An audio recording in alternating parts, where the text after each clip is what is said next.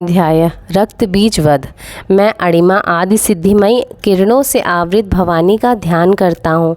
उनके शरीर का रंग लाल है, नेत्रों में करुणा लहरा रही है और हाथों में पाश, अंकुश, बाण और धनुष शोभा पाते हैं।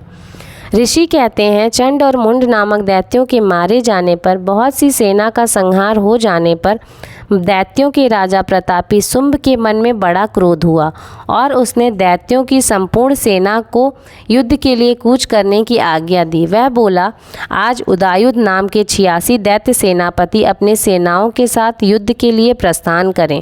कंबु नाम वाले दैत्यों के 84 सेना नायक अपनी वाहिनियों से घिरे हुए यात्रा करें। 50 कोटि वीर कुल के और 100 दौम्र कुल के असुर सेनापति मेरी आज्ञा से सेना सहित कूच करें।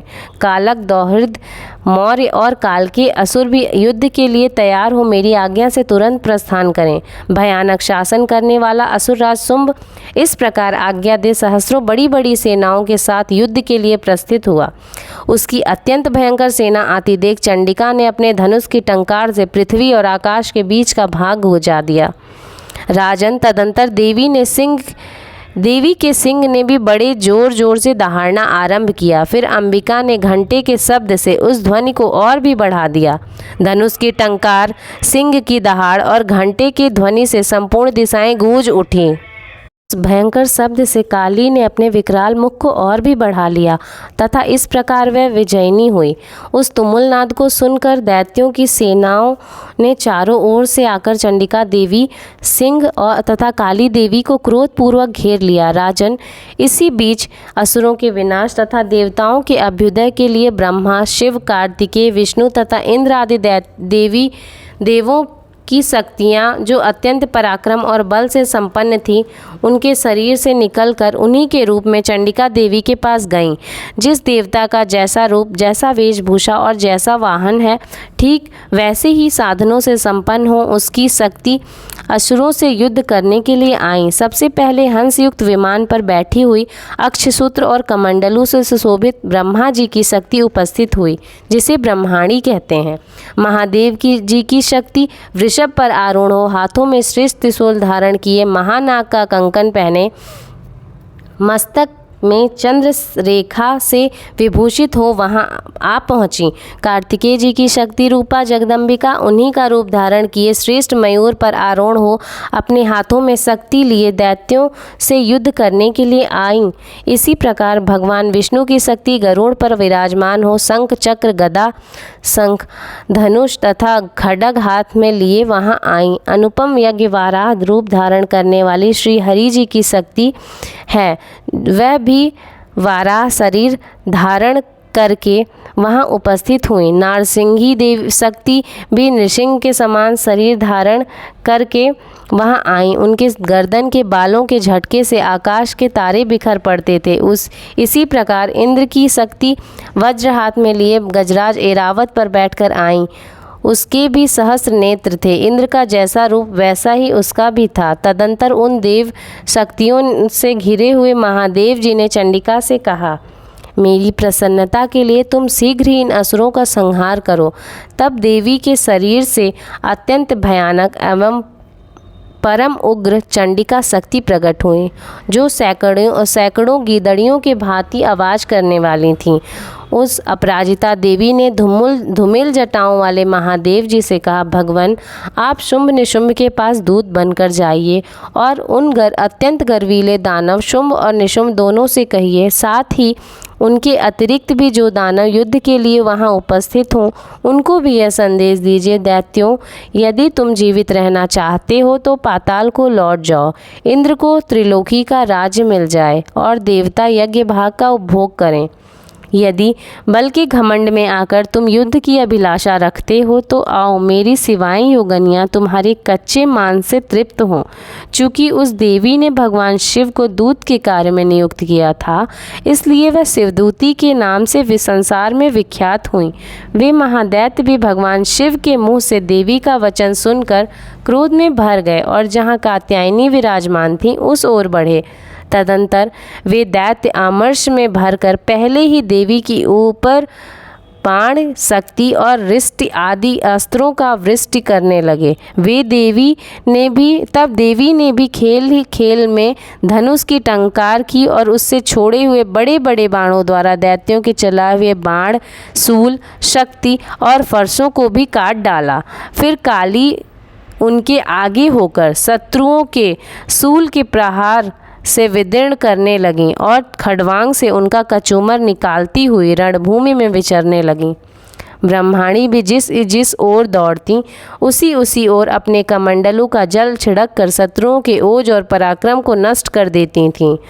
महेश्वरी ने त्रिशूल से तथा वैष्णवी ने चक्र से और अत्यंत क्रोध में भरी हुई कुमार कार्तिकेय जी की शक्ति से दैत्यों का संहार आरंभ किया।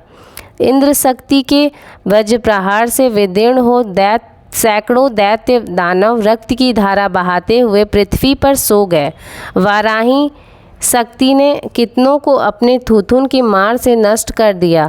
दाढ़ों के अग्रभाग से कितनों की छाती छेद डाली तथा कितने ही दैत्य उसके चक्र की चोट से विदीर्ण होकर गिर पड़े। नारसिंगी भी दूसरे महादैत्यों को अपने नखों से विदीर्ण करके खाती और सिंहनाद से दिशाओं एवं आकाश को गुजाती हुई युद्ध क्षेत्र में विचरने लगीं।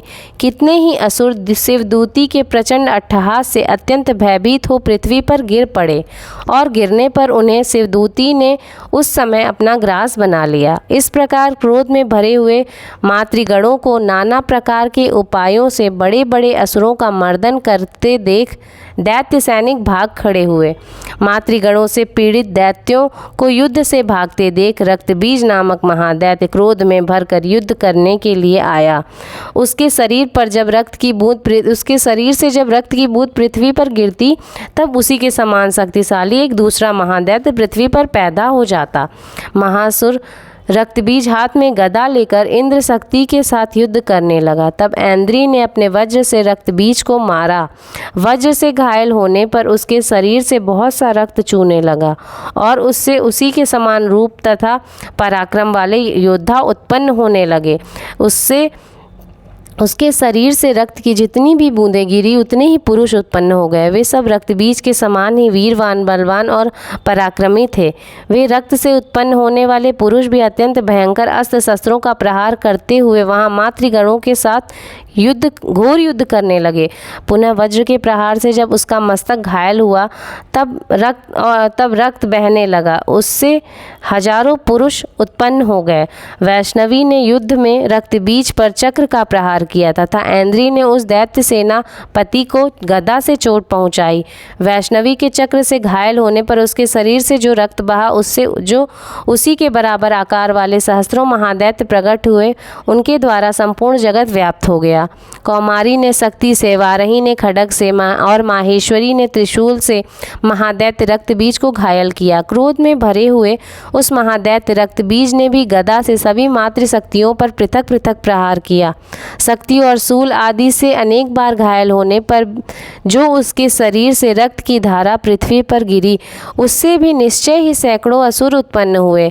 इस प्रकार वह महादैत्य रक्त से प्रकट हुए असुरों द्वारा संपूर्ण जगत व्याप्त हो गया। इससे उस देवताओं को बड़ा भय हुआ। देवताओं को उदास देख चंडिका ने काली से शीघ्रता पूर्वक कहा, चामुंडे, तुम अपना मुख और भी फैलाओ तथा मेरे शस्त्रपात से गिरने वाले रक्त बिंदुओं को और उनसे उत्पन्न होने वाले महादैत्यों को तुम अपने इस उतावले मुख में खा जाओ। इस प्रकार रक्त से उत्पन्न होने वाले महादैत्यों का भक्षण करते हुए तुम रण में विचरती रहो। ऐसा करने से उस दैत्य का सारा रक्त क्षीण हो जाने पर वह स्वयं भी नष्ट हो जाएगा। उन भयंकर दैत्यों को जब तुम खा जाओगी तब दूसरे नए दैत्य उत्पन्न नहीं हो सकेंगे।